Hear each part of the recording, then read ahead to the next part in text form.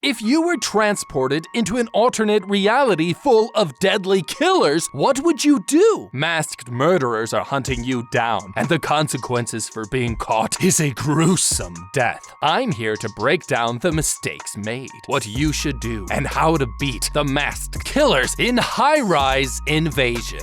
This little girl is about to realize that Tokyo has become a violent death trap. Schoolgirl Yuri here calls up her mom and dad and they don't answer. The girl has suddenly been transported to an alternate world, and she's now stuck on this high-rise building with no escape. Her brother picks up the phone and informs her that this place is not an illusion. He's trapped in this world as well, trying to get down from these high-rise buildings. But all the elevators and stairs are blocked, and all the rooftops are connected with these strange wooden bridges. Suddenly, Yuri watches as a masked person chases this innocent lady around another high-rise. Her brother reveals that these masks' only purpose is to make them panic, mentally pushing them off the building. Her brother directs her vision to the tallest building in the area. But that's when this masked killer swings at the girl. She tries to crawl away, getting her phone broken in the process because she's a dum-dum and she let go of her phone. Yuri gets up and runs over to the wooden bridge and realizes that it's extremely unstable. The masked killer follows her as she sprints across the building. Suddenly, a cop kills the man and looks over the edge to see where he's landed. But his subordinate pushes him over and tells Yuri to sit still. Suddenly, this sniper brutally shoots the man. Yuri takes her chance to run for cover. She hides behind the wall as the sniper mask here continues firing. That's when Yuri notices the policeman is still alive. He tries crawling to safety but is quickly shot dead. The schoolgirl drags his body behind cover and searches through his clothes and stuff for any useful equipment.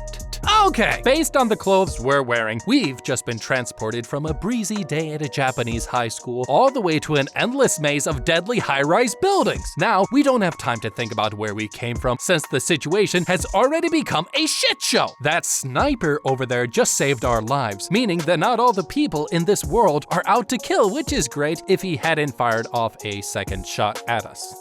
Bummer. If I was Yuri, I'd take whatever equipment possible from this douchebag of a policeman and use it to our advantage. Survival situations are always full of unexpected circumstances, and taking his bulletproof vest is a very good way to ensure that we have a bit of protection. His gun will come in handy as well, but what should be obvious enough for even the dumbest of the dum-dums to figure out is that you should look around the area. We can easily tell that this place isn't really part of the real world. Our brother only told us to treat it like the real world, not that it was the real world. The two policemen confirmed that there's other normal people roaming around this alternate reality, but most importantly, we can deduce from our interaction with the authorities that some of them are at least still moral human beings. Our first mission should be to find other humans just like us and form a deadly anime team just like I have with Alan Dom. We're like the 4 horsemen of the apocalypse, but there's only 3 of us. Yuri burns the policeman's body, realizing that this new world she's in is a terrifying, dangerous place.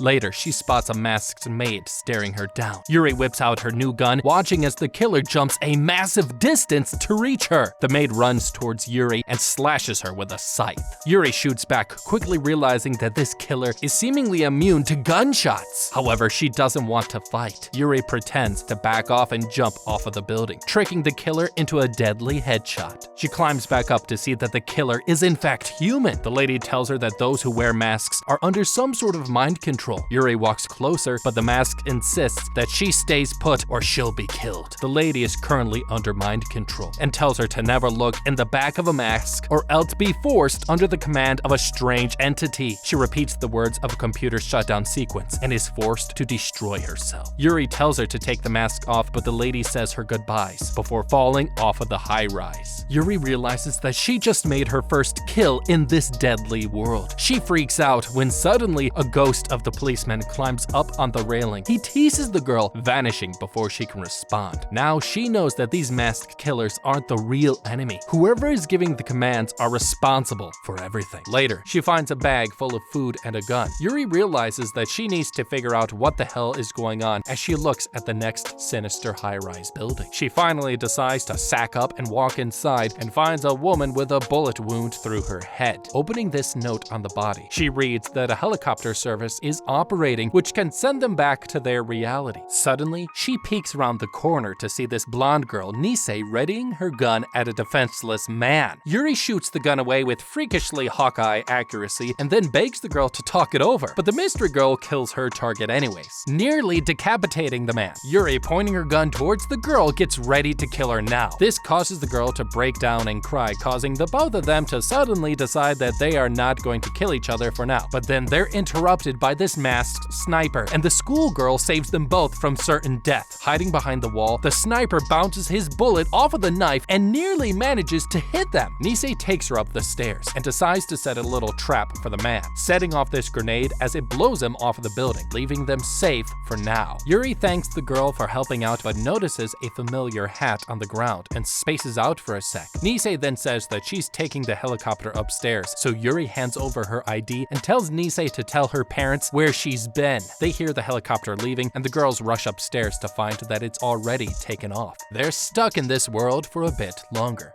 Okay, now that we know a little bit more about what's going on, we can make a plan to get out of here once and for all. Time is of the essence, and if I had to guess, there's only so much food and water accessible for us to last another few days. The longer we wait, the more our mental faculties will begin to deteriorate. Not only that, we know that for some reason, reaching the ground level is an impossible task. Ignoring the fact that we can't reach the ground at all, we now know that these buildings are possible to enter. It's hard to say how well they've safeguarded doors and entrances to block us from going down, but this is very good news. If I were the girls, I would try and find a way down this building with whatever means necessary. We might even have to resort finding a rope and rappelling down into the lower floors, but it's important to remember that most of these buildings so far have been office buildings. Most office buildings are filled full of snacks and water. While this is an alternate reality, there could be nothing on the lower floors to discourage us from reaching the ground. It's worth a shot to try and up our supplies before traveling any further. One other piece of information that is extremely handy is knowing that we can leave the area safely. This is the key to our survival, and getting out of here as soon as possible is going to be better than waiting around to be killed by a masked Japanese dude. The next day, she wakes up inside the building to find that Nisei has disappeared. The schoolgirl finds a bag of provisions and some boots and realizes that her new friend has ditched her, and the boots that she left happen to be the same boots that the dead chick wore. That's when she finds a mask on the rope bridge below, and she rushes downstairs to go confront him. She makes her way across and realizes that there's multiple masked killers. Yuri watches as one of the masks walks to this gap in the bridge and notices the man helping his teammate out. Suddenly, he cuts off all of her fingers off, and she falls down into the abyss. The masks begin pacing towards Yuri. She raises her gun to shoot the final bullet, but it doesn't work. That's when she remembers that Rika mentioned police guns were faulty. Yuri turns around and trips off of the bridge. They corner the girl, but Nisei manages to save her just in time. Yuri fires off a few shots, and they take the wounded man's mask off to question him. He tells them that wearing the mask makes you obey their every command, and taking it off isn't possible. Suddenly, the man brutally dies. Later, Yuri realizes that her new teammate has a phone. She calls up her brother, who tells her to gather more recruits, find the helicopter, and get out. He mentions that he can find her location, but it's going to take some time before he arrives. That's when her brother mentions that she'll need to do something horrifying before he arrives. He mentions that she'll need to kill Nisei if she wants to stay safe, because no one can truly be trusted in this world. But Yuri says that she won't be killing anyone, and the brother decides to stop his search for the girl. Instead, he suggests they both wait in different high-rises to catch the helicopter when it lands. Meanwhile, her brother Rika is busy beating the shit out of these masked killers. He's determined to take them all out and won't stop until his mission is accomplished. He's found by his two buddies, who are glad to see him safe, and they head off when suddenly a massive cannonball shoots into the wall and right through his friend's gray matter. They look and find a baseballer mask that is trying to hunt them down, and this one is much stronger than the others. These two realize that there's no escape, and Rika analyzes the situation, suggesting that this masked baseballer might be playing and shooting in the same interval as someone actually playing the sport. He tells his small buddy that masks might carry on the same characteristics from their previous life, and this would explain the slight differences in all the masks they've seen so far. Okay, this is a sticky situation. We're in a narrow hallway with a deceivingly strong baseballer who can throw his cannonballs at the speed of a Major League Baseball player. That's not good. I mean, look at this guy. This is extremely weird and scary. We need to think fast or we're going to be dead in no time. Looking around the place, there's two options we can take, and one might not be as easy as the other. Our buddy here might have accidentally nearly died by way of a 1,000-foot drop and we saved him, but this is a piece of information that we can use to our advantage. Our only objective is is to live and get away from the masked killer, and we can do just that if we observe the building. Considering that there's an emergency exit on each floor, we can clearly see that there are many possible ledges for us to creep out of the building. Now, it might be insanely scary and totally death-defying to try climbing up and down the building like Peter Domker, because we actually don't need to pull off a stunt that insane in order to beat this masked killer.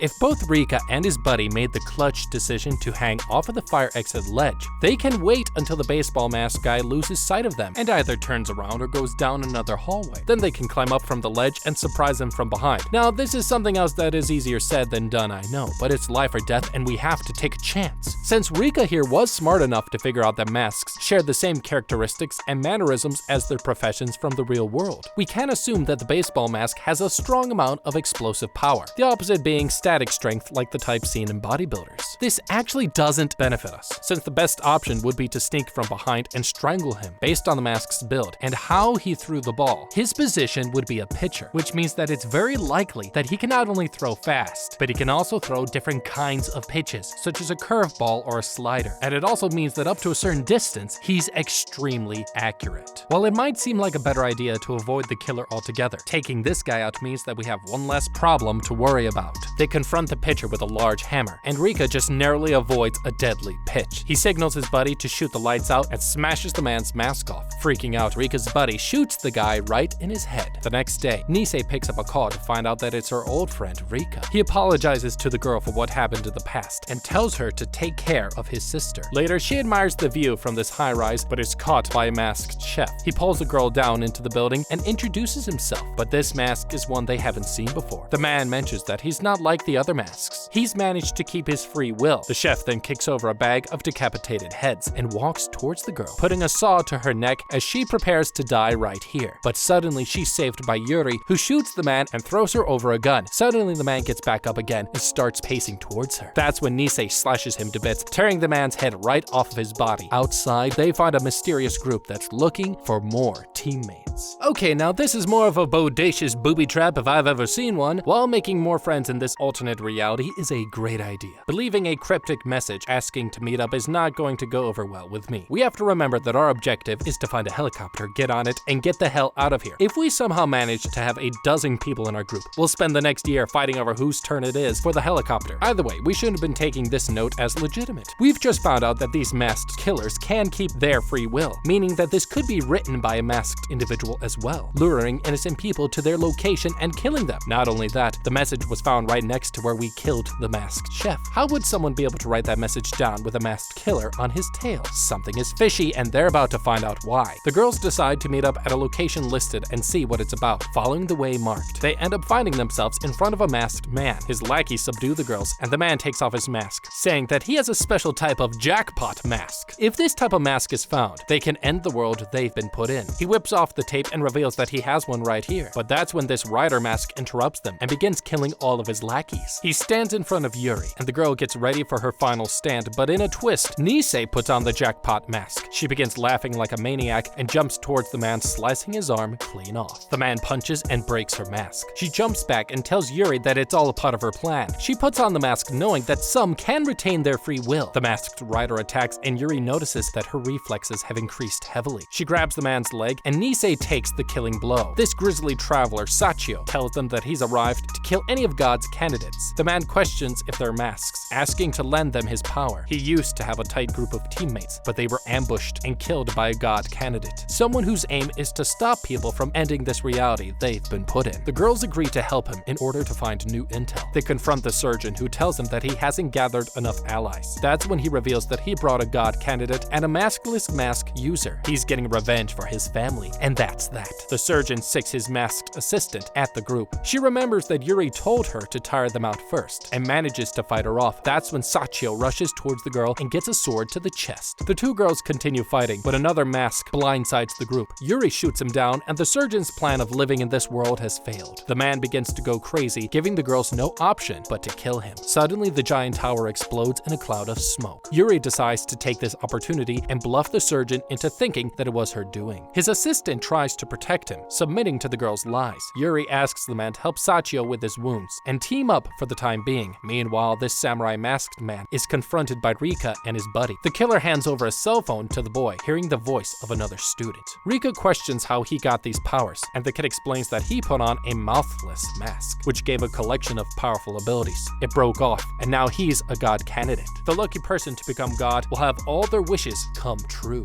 Well, that's not so bad. Now this changes everything. We know what the point of this reality is, and there are now two options for escape. We can either find a helicopter and leave the high-rise reality, or risk it all and try our luck at becoming a god candidate. If I were Rika, I could gather my group of lackeys and fart away to one of the helipads and then ditch them as soon as the helicopter arrives and leaving them for dead. But just this one time, I'd take the ultimate risk and aim to be the sole god candidate, not just because we want to save our friends, but because it seems like the easier option. Luck is on our side, since our sister will stay with us no matter what. We essentially have two groups of slight badasses to help our cause. Looking at the others group we've faced so far, it doesn't seem like anyone can match up to our numbers. Not only that, having multiple god candidates with mask-like abilities teaming up is a surefire way of beating this high-rise death game and me becoming a god. Yuri's group leaves Sachio under the surgeon's care, telling them not to make any mistakes or suffer from God's wrath. The girls continue on the high-rise when suddenly Nisei begins to feel a strange disturbance. She's losing her own willpower and is slowly becoming a full-blown masked killer. They arrive at a library and get confronted by another baseball-wielding mask. Nisei tries to attack him, but she's made quick work of. That's when Sniper Mask shows himself for the second time. Yuri begins firing shots and the girls run off. They end up in another building when Nisei here drops to the floor. Another masked killer tries to ambush them, but the schoolgirl shoots him with ease. Nisei reveals that the mask she used was defective, giving her a short amount of time until she drops dead. The girl decides to leave her, but Yuri tries to hold her back. Suddenly, Nisei turns and starts to spout out computer commands. She ends the computer sequence in hibernation mode, and that's when this masked casino dealer interrupts the drama. Yuri begs her to explain what's going on, and she reveals that the mask isn't working on the girl. However, it will kill her in around 2 hours if they don't do anything. The only thing that can save her is a god candidate. She tells them that there is a mouthless mask around their location, and Yuri goes off to become a god in order to save her friend. Okay, this is a very honorable thing for Yuri to do here. Saving her friend that's helped her countless times is definitely something a normal and good human being would do in a normal situation. However, this is not a normal situation now, is it, folks? And Yuri here shouldn't consider her a normal person either. Now, this is the perfect time to ditch our friend. Remember the #1 rule in How to Beat. Whenever you get the chance to ditch your friends, take it. In fact, we don't need to do anything at all. Nisei is suffering from some unknown mental illness, and I personally have no idea what's going on. If I was some teenage high school student, I would probably just cry in the corner like a little girl and hope I wake up back in history class. Though I know that's probably not going to be the case. Yuri finds herself stuck under the foot of another masked man holding a syringe with an unknown chemical inside. The girl manages to escape and finds the box with her mouthless mask inside. Yuri puts it on and drops into a computer-like space, and she wakes back up to see that the man is moving in slow motion. She easily throws the man off and realizes that she's been given some insane powers. She's then sent back into the virtual space and is confronted by this talking computer program. It explains that her mind and consciousness won't be affected by the mask. Her new abilities are currently being installed, and she'll need to figure them out on her own. However, she'll need more power if Nisei is going to be saved. Back in the real world, she receives a call from none other than Nisei herself. The girl tells her that another god candidate came to rescue her, asking her to come back. Hearing this, she looks over the high-rise to see which building her brother's headed to. She finds the building and promises herself that they'll reunite. Meanwhile, Rika and this group here makes it to the building in the horizon in order to meet with the other students. Suddenly, tear gas is thrown at them and they've fallen into a trap. A mask tries to attack them, but Rika protects his teammate. He urges everyone to run out of the smoke while he fights the man off. He attacks the masked man, getting himself into a sticky situation. That's when this masked aristocrat brutally kills the man and saves his life. All of a sudden, 3 more enemies show up to their location. Rika begins feeling dizzy from the lack of blood and passes out. The group continues fighting off these guys, becoming quickly overwhelmed by this absolute giant who grabs Rika and runs off with him. Okay, that was pretty expected. Come on now, how many times do people have to be ambushed and kidnapped before we realize that not all people can be trusted in this world? This student that we've been set up to meet with doesn't seem like the evil type, but once once again, we can't judge a book by its cover. However, the evil student might not have been the culprit, and maybe this is just a random ambush unrelated to the kid. Either way, with a group as big as Rika's, they should be constantly on the lookout in all directions,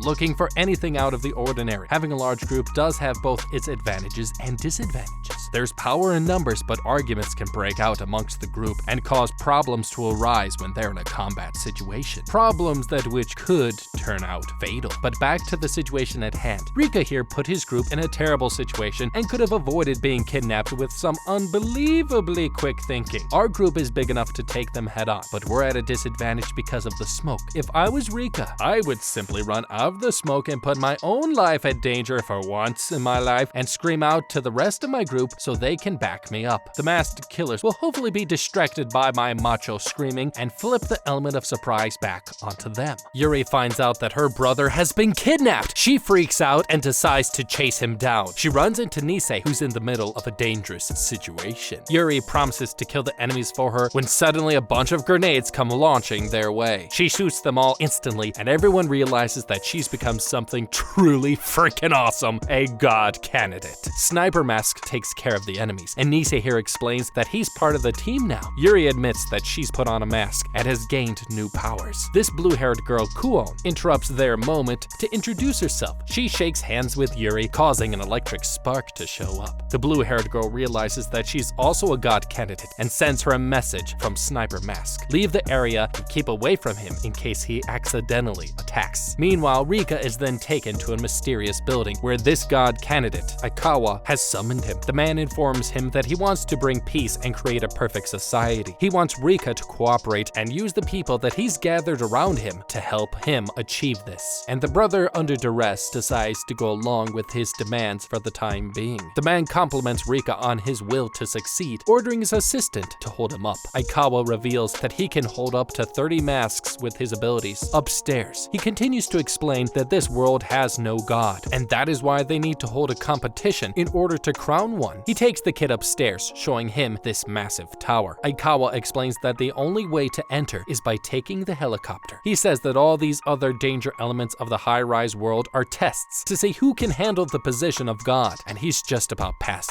all of them. However, a helicopter is coming their way, but they're not stopping to pick them up. Aikawa tells them that these are guardian angels, a specific enemy which is their final obstacle to becoming god. That's when the man leaves Rika in his assistant's care. Meanwhile, Sniper Mask here walks on his own, trying to remember who he was before entering this world. That's when he realizes that him and Rika used to be friends. But that's when he's spotted by the enemy. Sniper Mask tries to fire back but misses and realizes that the enemy is just like him, truly horrifying. He realizes that her position will cause the wind to throw her shot off. Suddenly, a bullet hits the rope bridge and sends it falling with the man hanging for dear life. He accepts his fate, telling his enemy exactly where to shoot him. Suddenly, the surgeon's assistant interrupts and saves his life. Sniper Mask spots the enemy running away, but decides to leave her be. Okay, this whole situation could have been avoided entirely if Sniper Mask was a little more aware of his environment. How could you not realize that standing on a bridge tied with a rope would be a bad idea when trying to get into a firefight? The man accounted for the fact that the wind would be at his enemy's disadvantage, but he didn't figure out that the platform he was standing on isn't suitable for a counterattack as well? Come on. Analyzing further, the rickety wooden bridge would have added another element of difficulty to his situation. There was almost no way for him to win in this position, and taking cover should have been his first priority. Now, this might sound like a stretch, but ammunition is limited, and if I was Sniper Mask here, I would want to avoid having to use any excessive amount of ammo in a situation that didn't require it. What we can do is simply run for cover and hide. The enemy is on a tall building with a view of the entire city, but what she might not realize is that this is to her disadvantage. Eventually, someone other than Sniper Mask here is going to spot her, and she'll be forced to either retreat or fight back. In the case of her fighting back, we can use this opportunity to blindside her and deliver a killing blow. Sometimes the best things in life take a bit of patience. Meanwhile, Yuri and the others enter this random building. Nisei takes their new teammate into the toilet while Yuri waits outside. Nisei confronts her about the tower inside, finding out that she's the one controlling it. She explains that the railgun is needed to become god, but the enemy masks are trying to stop them from getting it. They walk outside and see Yuri being thrown into the air. Turning the corner, they find a strong masked killer waiting for them. The girls mercifully kill him, when suddenly Sniper Mask reappears. Yuri runs off in fear, and the man hands over a phone from the enemy. Later, the surgeon and his group make it to their location. He introduces this young boy and tells her to make him feel welcome. Meanwhile, Rika here has been taken hostage and is interrogated by this purple-haired lady. She picks up the phone and the boy overhears that they've had trouble with a sniper wearing black. That's when she grabs his hand and throws him to the ground. She demands Rika reveal what he knows, but the boy is a freak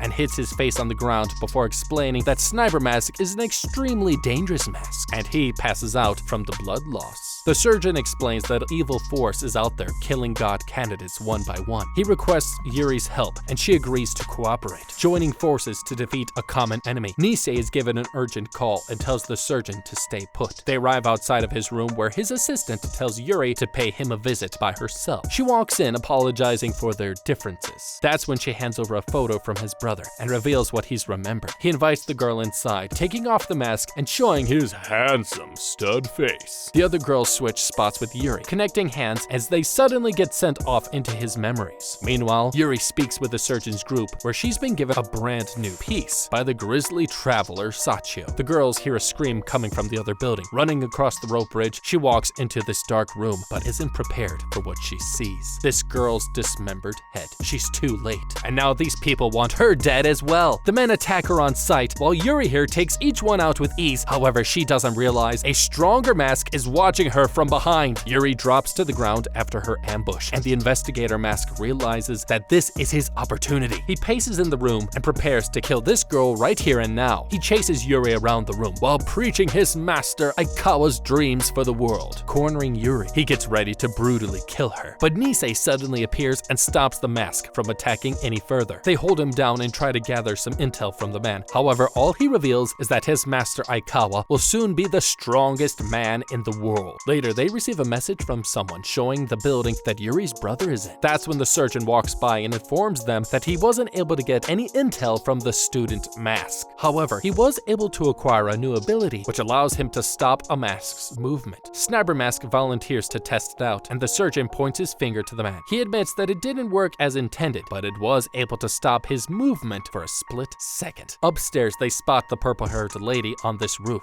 A cloud of smoke appears, and Yuri's group shows up to confront them. Suddenly, the skinny-looking enemy mask gains about 50 pounds of muscle Ronnie Coleman style cause holy smokes and turns into Angel Mask, their deadliest opponent they have yet to ever face. Okay, this is some steroid insanity right now. This masked killer just turned into a roided up freak and he's about to kill us all. Great. However, we might be able to stop him by using our brains to overcome his physical advantages. Judging from the masks we've faced previously, there's a similar pattern which emerges from their names. The name or appearances of our enemies usually give us a clue as how we can beat them. The baseball mask mimicked the same movements as if he's following the schedule of someone in the real world. Looking at the Angel Mask based on physical features alone, there isn't much we can do to beat it. However, there might be some clues on how to beat him based on the way he looks. Elsewhere, this freaking weird masked killer jumps high and scales the building like Spider-Man, while Sniper Mask up above shoots down at him. But the creepy masked killer climbing the wall gets inside. He munches on this delicious food when the surgeon's assistant comes in swinging. But the masked killer is too strong, and he appears from right behind her and breaks her sword in half. And that's when the surgeon and Nisei come in to help. And suddenly, this surgeon uses his stopping ability, giving them a second to attack. Angered, this masked killer flicks a bullet right at the man and fatally wounds him. The assistant takes him to cover, leaving only Nisei to deal with the large threat. The overpowering masked killer pushes her into a wall, but that's when suddenly Sachio interrupts to scold the mask for what he's done. Nisei sneaks out and starts talking with her inner mask to find out what she can do. She's given the option of improving her processing power in exchange for the inner mask. In the hallway, this masked killer finds Nisei getting powered up, and she instantly attacks and tries to do her best to do some damage. Nisei realizes that the man is injured now, and this is her chance to win. She jumps out of the building and signals to the others that it's go time. The Sniper Mask's assistant activates her ability and the rail gun goes off. In the battlefield, Nisei finds that this masked killer is still alive, however, he's seriously injured. Nisei's in shock, but suddenly Yuri here shows up to save the day. She points her gun at the man to deliver a killing blow, but her inner mask interrupts to mention that she's now been given the ability to control masked killers known as angels, like this masked killer. However, it will seal the man's powers. Sachio enters the room and scolds Yuri for beating on the downed enemy. She puts the gun down and decides to dominate him and strip him of his powers. In in the morning, the survivors stand on this high-rise, and Yuri here is more determined than ever to make it back home. But who knows when that's gonna happen? I guess we'll have to find out in Season 2. And if you don't want to get your head blown off by a masked sniper, then like, comment, let us know what you liked, and of course didn't like, and don't forget to check out the How to Be playlist down below.